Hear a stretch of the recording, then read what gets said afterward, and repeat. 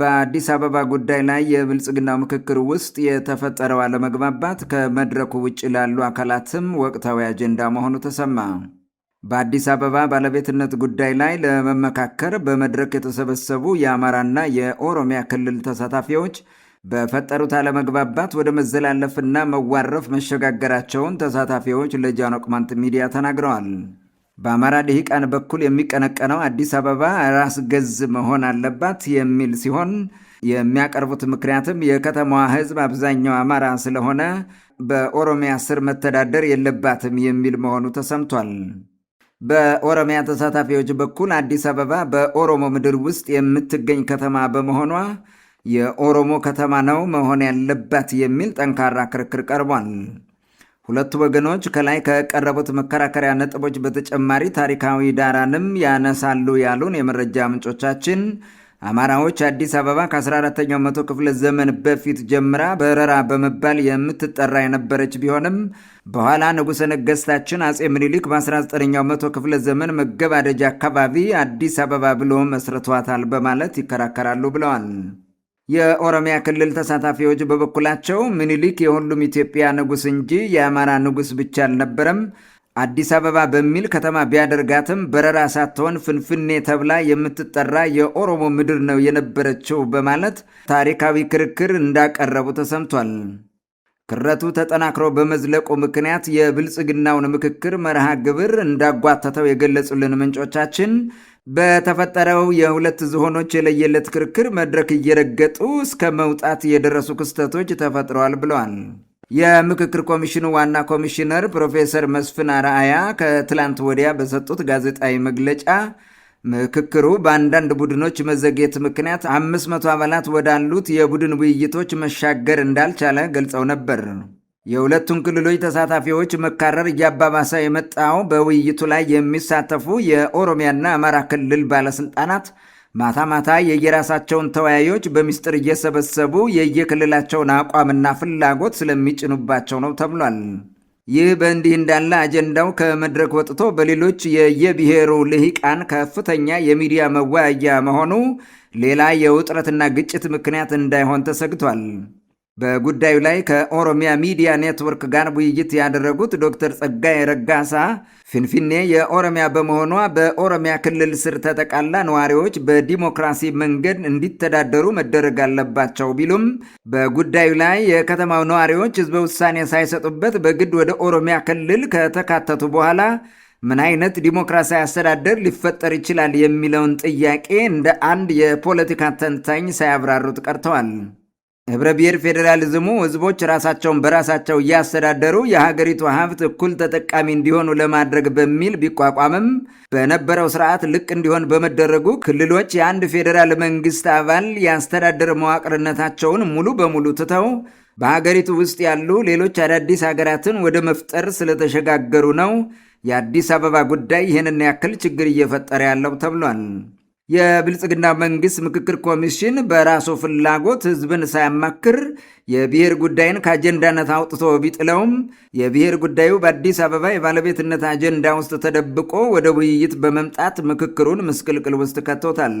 የብሔርን ጉዳይ በግልጽ ከመወያየት የሚሸሸው የብልጽግና መንግስት ጉዳዩን ግልጽ አጀንዳ አድርጎ ህዝብ እንዲወያይበትና ህዝበ ውሳኔ እንዲሰጥበት በማድረግ ትክክለኛ ውሳኔ ላይ ካልደረሰ ሀገሪቱ የገጠማት የመፍረስ አደጋ ተጠናክሮ ይቀጥላል ሲሉ በርካቶች ስጋታቸውን ገልጸዋል።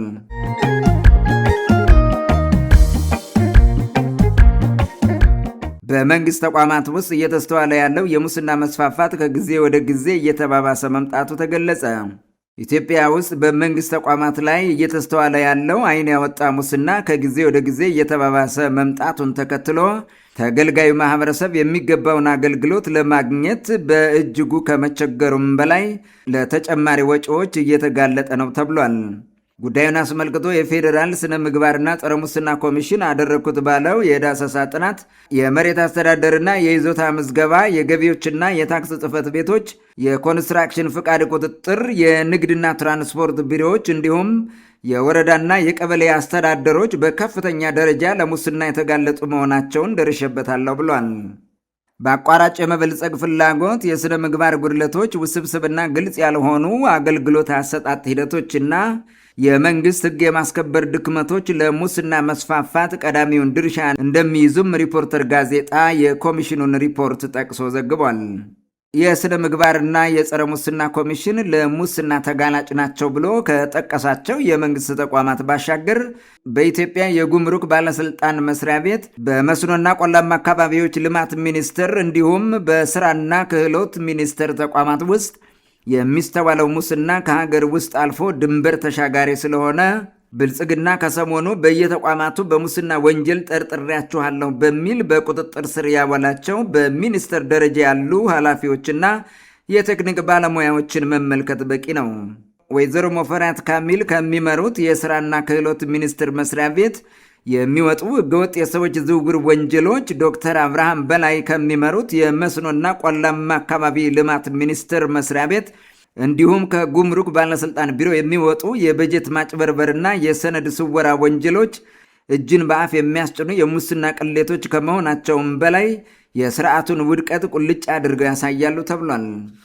ሰዎች ጉቦ የሚከፍሉት የሚፈልጉት አገልግሎት በአፋጣኝ እንዲፈጸምላቸውና የሚጠበቅባቸውን ባለማድረጋቸው ሊደርስባቸው የሚችለውን እንግልት ለመቀነስ መሆኑን ከመረመርኳቸው የመንግሥት ተቋማትና ከጠየቅኳቸው ተገልጋዮች ማረጋገጥ ችያለሁ ያለው ኮሚሽኑ ዜጎች የሙስና ድርጊቱን ለማስቆም ቢፈልጉም ሊደርስባቸው የሚችለውን የበቀል እርምጃ በመፍራት በጥቆማ አሰጣጥ ሂደቱ ውስብስብነት ለጠቋሚዎች በሚደረግ አስተማማኝ የደህንነት ጥበቃ ማነስ ምክንያት ወደ ኋላ እንደሚሉ ተጠቁሟል።